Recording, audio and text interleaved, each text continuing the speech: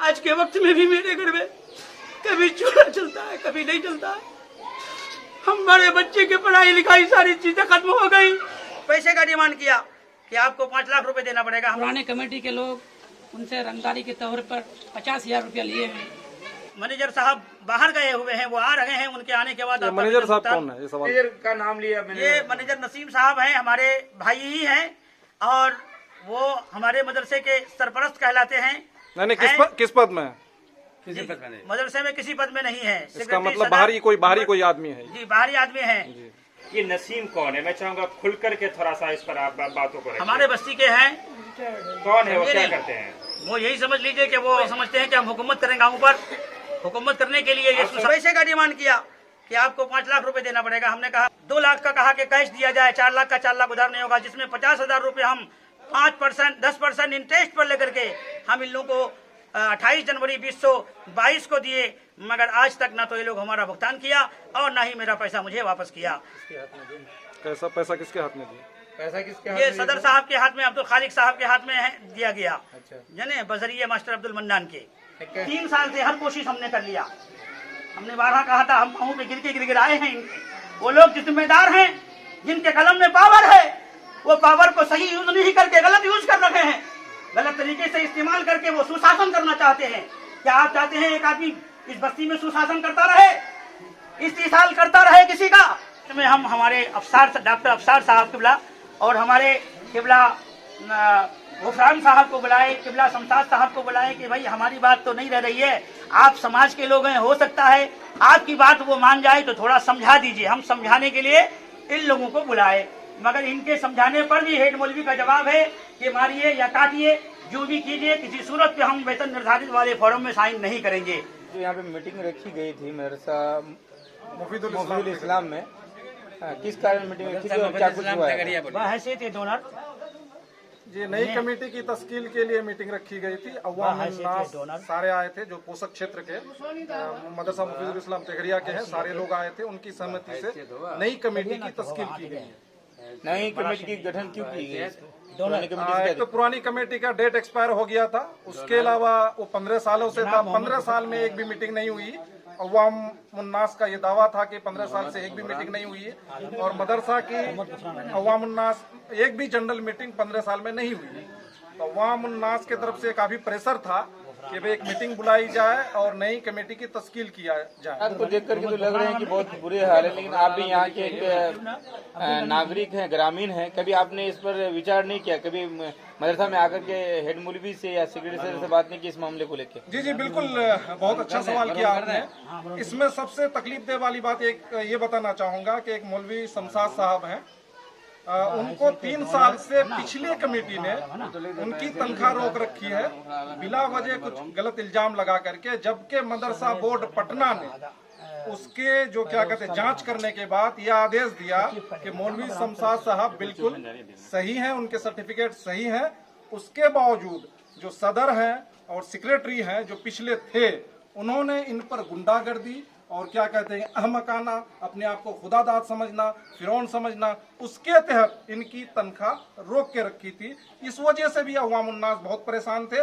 उसके बावजूद यहाँ के सारे लोग इतने अच्छे हैं कि उस कमेटी के वक्त का इंतजार किया। 18 सितंबर को खत्म हुआ, तभी जाकर के नई कमेटी की तश्कील किया है, जबकि ये काम पहले भी किया जा सकता था। लेकिन अवाम उन्नास ने बहुत कोशिश की, गिरयाव जारी किया, हर तरह से कोशिश की कि पुराने सदर सेक्रेटरी इनको बहाल कर दे, इनकी तनख्वाह जारी कर दे। आज की मीटिंग में क्या पुराने सेक्रेटरी और सदर आए थे? नहीं, पिछले 2-3-4 मीटिंग हम लोगों ने बुलाई, किसी में न सदर न सेक्रेटरी न मेंबर, एक भी फर्द यहाँ हाजिर नहीं हुआ है। नए कमेटी में किन किन लोगों को जगह मिला है, किसे क्या जिम्मेदारी सौंपी गई है? नई कमेटी जो नियम कानून जो मदरसा बोर्ड का है, नोटिफिकेशन संख्या उसके आधार पर 396 के आधार पर अवाम उन्नास के जरिया पहले के 6 लोगों के मेंबर चुनी गए, उसमें से सदर सेक्रेटरी।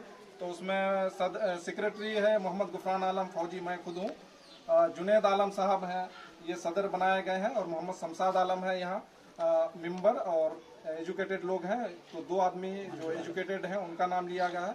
मोहम्मद शमशाद, उसके बाद सलाहुद्दीन मेंबर है जिनके बच्चे यहाँ पढ़ रहे हैं, और एक मोहम्मद शमशाद साहब हैं जिनके बच्चे यहाँ पढ़ रहे हैं। तो नियम कानून के दायरे में रह करके हम लोगों ने इस कमेटी की गठन की है। चलिए ठीक होगा। क्या लगता है कि आप लोग मदरसे की स्थिति को सुधार कर पाएंगे? जी, हम सुधार करने की कोशिश करेंगे। क्या नाम हो आपका? मोहम्मद जुनेद आलम।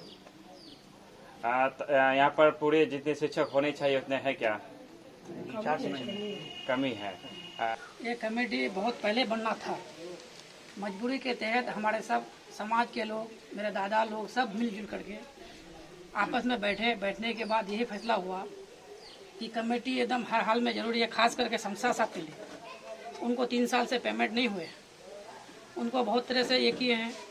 पुराने कमेटी के लोग उनसे रंगदारी के तौर पर 50,000 रुपया लिए हैं। उस पर हम बाली कर देंगे, बाली करते करते फिर लेते रहे, ब्याज पे देते पेमेंट कर देंगे, पेमेंट उस पर भी नहीं हुआ। मेरे कोशिश से जितना हुआ, जिला परिषद फंड से लेकर के MLA फंड तक अभी मैंने बाउंड्री का भी काम करने का कुछ दिन में चालू करेंगे। ये शौचालय का काम करवाया है जो जिला परिषद फंड से है, मेरे कोशिश से। और जो जितने भी यहाँ मेंबर यहाँ इससे पहले थे, वो ना ही हम लोग किसी को कमेटी के किसी को या आम पब्लिक को 15 अगस्त 26 जनवरी किसी में दावत करते हैं, ना ही हम लोग आते हैं। असिस्टेंट टीचर है, असिस्टेंट टीचर जो भी हो, कितने दिनों तक? 3 साल लगभग 3 साल से। 1/1/2021 से अब तक पेमेंट रुका हुआ है। 2021 2021 से। चलिए बहुत बहुत अच्छा, एक बात और बताइए कि इनके हालात क्या सुधरेंगे? अब नए कमेटी बन रहे हैं, उम्मीद है इंशाल्लाह कमेटी बनने के बाद ही सबसे पहला काम यहाँ पर बाउंड्री का काम होगा, मैं वादा करता हूँ। और दूसरी बात, छत भी बिल्डिंग का भी काम होगा। 2 कमरे का बिल्डिंग का मैं वादा करता हूँ, विधायक फंड से हो या माइनॉरिटी फंड से हो, इससे भी हो लाने का काम सदर साहब और सेक्रेटरी सचिव साहब और मेरा सहयोग से इंशाल्लाह प्रोग्रेस होगा। अफरोज साहब, एक सवाल और है, क्योंकि आपने कहा कि शौचालय आपके द्वारा बनाया गया है, तो अभी बात हुई कि शौचालय का अभी तक उद्घाटन नहीं हुआ है, लोग बाहर में इस्तेंजा वगैरह के लिए जाते हैं, क्या कुछ सच्चाई है इसमें? सच्चाई कुछ नहीं है। सच्चाई ये है कि मैं चाबी दे दिया हूँ। यहाँ का जो हेडमास्टर को मैंने बार बार बोला कि लाइट का सुविधा कर दीजिए, आधा पैसा हम दे रहे हैं, वो कुछ नहीं, जिम्मेवारी नहीं लिया। तो उसके लिए भाई वो तो इंतजाम करेंगे ना। चलिए ठीक है। वो तो हम नहीं कर सकते। आज जबकि बिजली बिल लगेगा, कुछ लगेगा, मीटर का पैसा आधा देने के लिए तैयार हुए, वो तैयार नहीं हो रहे, तो हम कैसे कर सकते? ठीक। चाबी सौंप दिए बाथरूम का। क्या नाम है आपका? मेरा नाम मोहम्मद शमशाद आलम। कितने दिनों से इस मदरसा में आप कार्यरत हैं? मैं 18/5/2013 से इस मदरसे में कार्यरत हूँ। आपके बारे में एक बात तो निकल कर सामने आई कि आपका जो पेमेंट का जो मसला है वो रोक कर रखा गया था, क्या कहना चाहिए, क्या सच्चाई ये है? कमेटी की मनमानी है जो 1/1/2021 से हमारे वेतन को रोका गया है। जो सेक्रेटरी साइन नहीं करते हैं, सिर्फ उनके साइन नहीं करने की वजह से आज तक मेरा वेतन पड़ा हुआ है। ये तो बड़ा ही आश्चर्य। क्या कह करके साइन नहीं करते हैं वो लोग? जबरदस्ती मेरे ऊपर गलत झूठा इल्जाम लगाकर यहाँ से मुझे बर्खास्तगी की चिट्ठी निकाले और मदरसा बोर्ड में डाल दिया। कैसा आरोप लगाया गया आप पर? मुझ पर लगाया गया आरोप कि साहब आपके पास 2 सनद है और दोनों सनद में अलग अलग तारीख पैदाइश है। वो लिख करके यहाँ से मदरसा बोर्ड चेयरमैन महोदय के यहाँ भेज दिया गया। चेयरमैन साहब के यहाँ से मेरे पास चिट्ठी आई कि आप 6 दिसंबर 2021 को आप यहाँ हेयरिंग के लिए मदरसा बोर्ड आ जाएं, जिनमें सेक्रेटरी, सदर मुदर्रिस और दीगर असातिज़ा भी थे। वहाँ पहुँचने के बाद ये लोग हमारे खिलाफ सबूत देने की कोशिश किए, मगर चेयरमैन महोदय ने हमसे कहा कि तुम मदरसे में नहीं पढ़ाते हो। मैंने कहा नहीं हुजूर, हम मदरसे में पढ़ाते हैं, पाबंदी करते हैं। कहा क्या वजह है तुम्हारे साथ इस तरह हो रहा है? मैंने सर, हमने कहा हुजूर हमारे साथ बिल्कुल जुल्म हो रहा है और मेरे ऊपर झूठा इल्ज़ाम लगाया जा रहा है, लिहाजा हमारे साथ इंसाफ किया जाए।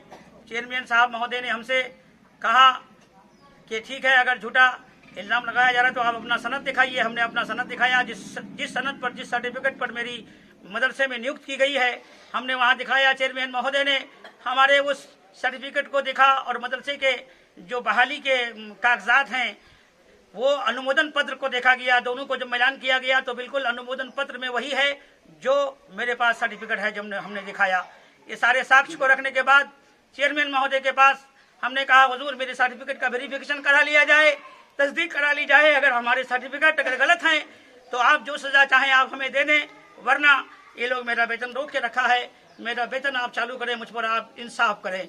चेयरमैन महोदय ने इंसाफ करते हुए मेरे लिए 15/12/2021 को चिट्ठी जारी किया, मकतूब नंबर 2772, जिसमें चेयरमैन महोदय ने हेड मौलवी को और सेक्रेटरी को कहा कि आप ये पूर्व के भांति मदरसे में कार्यरत रहेंगे और इनका वेतन आप शीघ्र भुगतान करने की सुनिश्चित करें। और साथ ही साथ हेड मौलवी को चेतावनी दी गई कि अगर आप इनका वेतन भुगतान नहीं करते हैं तो आपका वेतन भी बंद कर दिया जाएगा। यहाँ से हमने कोशिश की, हमको टाल मटोल करते रहा कि 24 तारीख को कर देंगे, 25 तारीख को कर देंगे। मैनेजर साहब बाहर गए हुए हैं, वो आ रहे हैं, उनके आने के बाद मैनेजर साहब कौन है, ये सवाल कीजिए।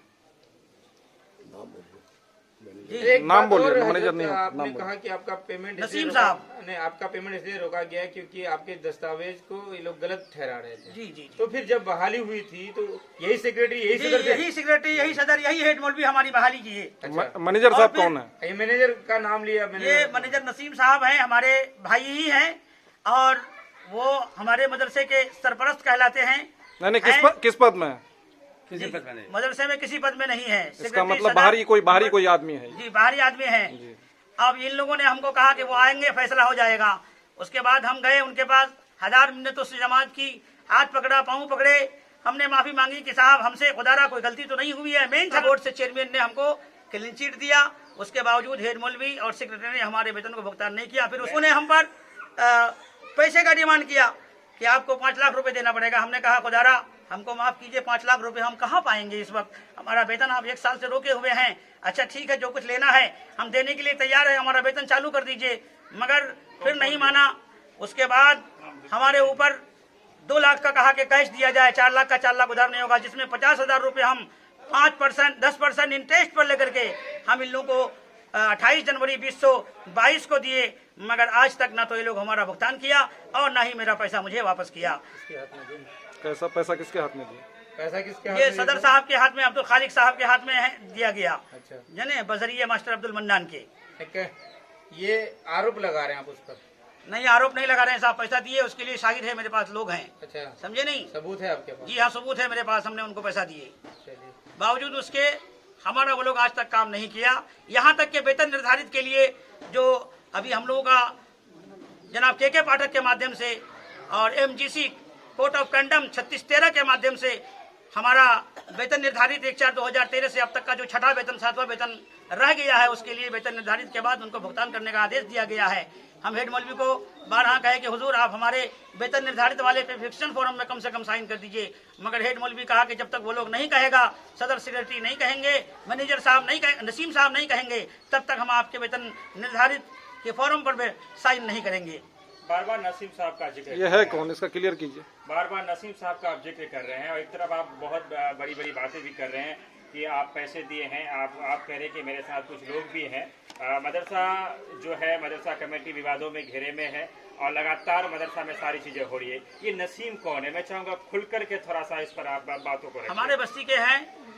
कौन है वो, क्या करते हैं वो? यही समझ लीजिए कि वो सुशासन करना चाहते हैं। वो अपने आप को ये समझते हैं कि हम हुकूमत करें गाँव पर, हुकूमत करने के लिए ये सुशासन चल रहा है। वही मस्जिद के इमाम के नाते हमको इमामत के मुसल्ले पे सौंपा गया था। मस्जिद की जिम्मेदारी और ईदगाह की जिम्मेदारी, जनाजे की जिम्मेदारी जो मैं बखूबी निभा रहा था, मगर उस पर मुस्तनमाई की गई कि ये टाइम पर वक्त पर टाइम नहीं देता है। उसी पे मस्जिद में कुछ कहा सुनी हमारे भाई बिरादर से हुई।